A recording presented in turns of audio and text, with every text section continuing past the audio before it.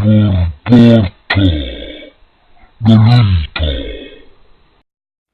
guess because it was my first film, but I didn't know it. But uma haysan in dadka Soomaalida ay yaqaanaan balwaan, balse waa filimkaygii ugu horreeyay ee aan sameeyay. aad baan ugu faraxsanahay in weli la igu xasuusto filimkaasi. waxaan filayaa in filim soo saaraha uu ahaa qofka ii xulay inaan adeegsado magaca balwaan, maxaa yeelay balwaan macnaheedu waxaa waaye awood. marka waxay aamineen inaan ahay qof awood leh, waana taas sababta ay ugu yeeraan balwaan. And that's exactly the reason why they came up with that.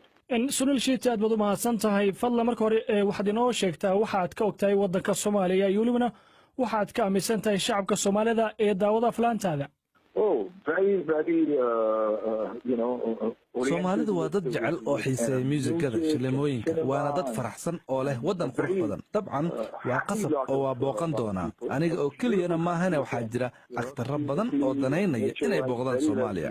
Not only me, of a lot of actors. weli ma ku fikirtay inay jiraan dad Soomaali ah oo ku nool Geeska Afrika oo daawada aflaantaada kuwaasoo loo turjumay luqadda afka Soomaaliga? No, I definitely knew that because, like I said, whenever I travel and you have. dabcan aad baan u ogahay maxaa yeelay mar walba oo aan safro waxaan arkaa dad aad u xiiseeya aflayntayda oo wata sawirradayda oo xitaa markay ila hadlaan ii sheegaya inay ka yimaadeen Soomaaliya. marka dadka aan arko oo Soomaaliya ka yimaado waxay ii sheegaan inay yihiin dad Soomaali ah. Soomaalida aad bay u daawataa aflaantaada, waxaana filmadii aan arkay ka mid ah filimka Dadkan Mohra oo aad wada jilaysaan aktarka caanka ah Akshay Kumar. marka ma jiraan wax aflaan ah oo ku saabsan ama ka turjumaya xaaladda waddanka Soomaaliya iyo welibana dalalka la midka? dabcan haddii aan fursad wanaagsan helo waan jili doonaa filim ku saabsan xaaladda Soomaaliya. Soomaaliya waa waddan intiisa badan dabiici ah, haddana dadka ay la daalaadhacayaan nolol maalmeedkooda, balse waa dad niyaddoodu ay degan tahay oo aysan jirin cid la mid ah dunida. marka haddii uu jiro qof doonaya inuu wax ka barto Soomaaliya, waa inuu eegaa dadka iyo niyaddooda wanaagsan. So I think if somebody needs to learn something about the country, it's about the never say die spirit of the people of Somalia. Soomaalida aad bay u daawataa aflaantaada, waxaana filmadii aan arkay ka mid ah filimka Dadkan Mohra oo aad wada jilaysaan aktarka caanka ah Akshay Kumar. marka ma jiraan wax aflaan ah oo ku saabsan ama ka turjumaya xaaladda waddanka Soomaaliya iyo welibana dalalka la midka? Right.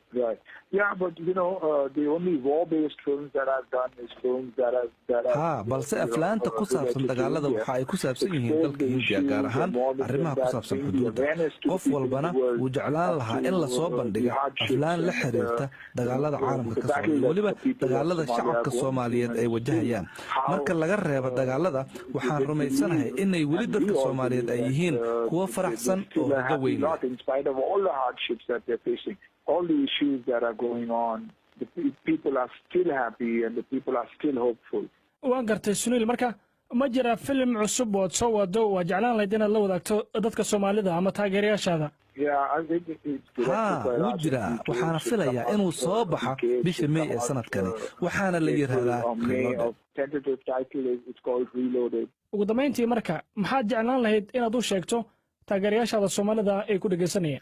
People of Somalia, I think what anybody would want is to see peace in Somalia. dadka Soomaalidu waxay la tahay in qof kasta ka mid ah uu doonayo inuu arko Soomaaliya oo nabad ah. qof walba waxa uu doonayaa inuu halkaasi booqdo. shacabka Soomaalida waa dad niyad wanaagsan, waana taasi sababta uu qof kasta u doonayo inuu dalkooda booqdo. waxaan madaxda Soomaaliyeed ugu baaqayaa inay il gaar ah ku eegaan carruurta iyo waxbarashadooda. waa in diiradda la saaraa waxbarashada carruurta, maxaa yeelay carruurta Soomaaliyeed ayaa ah mustaqbalka dalka Soomaaliya. ugu dambeyntiina, waxaan taageerayaashayda u sheegayaa inaan jeclahay, waxaana rajaynayaa inaan Soomaaliya tagi doona mustaqbalka dhow. Lots of love and hope to come there.